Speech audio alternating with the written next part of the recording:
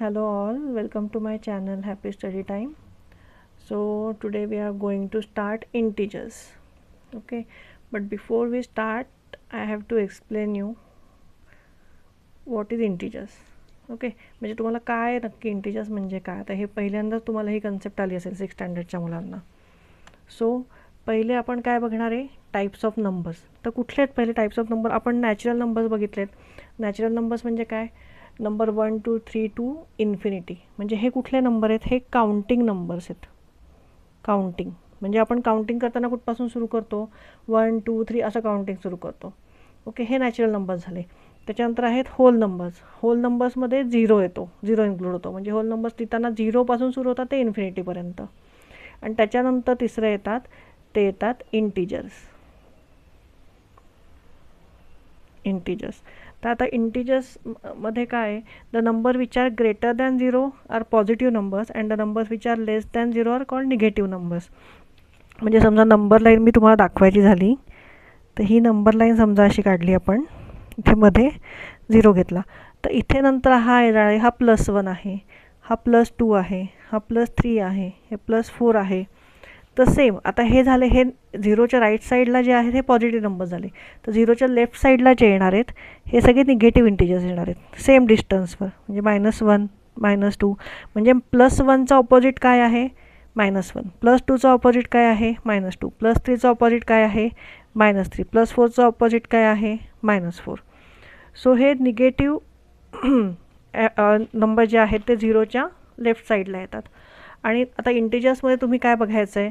Plus sine हे positive इंटिजर्सला आहे. Positive integers. पण हे तुम्ही नाही मेन्शन केलं तरी चालतं. जेव्हा नंबर 3 4 हे जर पॉझिटिव्ह नंबर असेल तर हे तुम्ही प्रत्येक वेळी मेन्शन नाही केलं तरी चालतं. पण हां, जर निगेटिव्ह नंबर असेल, ही निगेटिव्ह साईन आहे निगेटिव्ह इंटिजरची. Negative integer. तर हे -3 -4. आता जर नंबर निगेटिव्ह असेल तर तुम्हाला हे साईन देणं गरजेचं आहे, नाही तर मग ते तुमचं चुकणार आन्सर तुम्ही लिहाल तेव्हा. ओके, तर इंटिजर्सचा सेट तुम्ही कसा लिहिणार? इंटिजर्स इज इक्वल टू -4 -3 -2 -1 0 +1 +2 +3 +4 आणि हे इन्फिनिटपर्यंत. ओके, तर ह्याच्यामध्ये हे काय आहे? हे ओरिजिन आहे. हे काय आहे तिकडचे? हे पॉझिटिव्ह नंबर्स आहेत. Positive numbers. आणि हे आहेत हे निगेटिव्ह नंबर्स. तर आपल्याला प्रॅक्टिस सेट 1 आता ह्याच्यावरच सॉल्व करायचं आहे आपल्याला, की पॉझिटिव्ह आणि निगेटिव्ह नंबर्स तुम्हाला क्लासिफाय करायचे आहेत. कसे ओळखायचे आहेत? ज्याला साईन प्लस आहे किंवा ज्या नंबरला कुठलंच साईन नाही आहे तो पॉझिटिव्ह इंटिजर आहे. पण ज्या नंबरला साईन आहे मायनस इथे, ते निगेटिव्ह इंटिजर्स आहेत.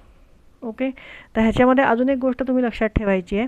ॲडिशन करताना दोन्ही नंबरला ++ साईन आहे तर त्याची ॲडिशन प्लस येणार आहे. जर ह्याच्यामध्ये प्लस आणि मायनस आहे तर इथे तुम्ही आता कसं करणार आहे?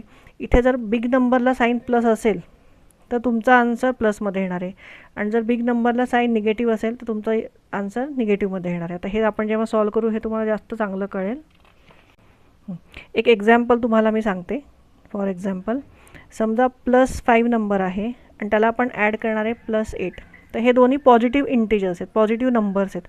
तर आता याची ॲडिशन काय होणार आहे दोन्हीची? हे +13 होणार आहे. ओके, त्याच्यानंतर समजा हा -7 आहे आणि +4 आहे. सो आता हा बिग नंबर काय आहे इथे? 7. ओके, आणि स्मॉल नंबर काय आहे? 4. सो ह्याच्यातनं 7 - 4 तुमचं आन्सर इथे 3 येणार आहे. पण साईन काय येणार आहे ह्याचं? मायनस. कारण 7 हा बिग नंबर आहे. कधीही ॲडिशन करताना बिग नंबरला जे साईन असेल ते तुमच्या आन्सरला साईन येतं. त्याच्यानंतर आता समजा -3 आणि मायनस प्लस, आपण हे दोन मायनस नंबर्सची आपण समजा ॲडिशन केली आणि हे मायनस मी 4 घेतला समजा.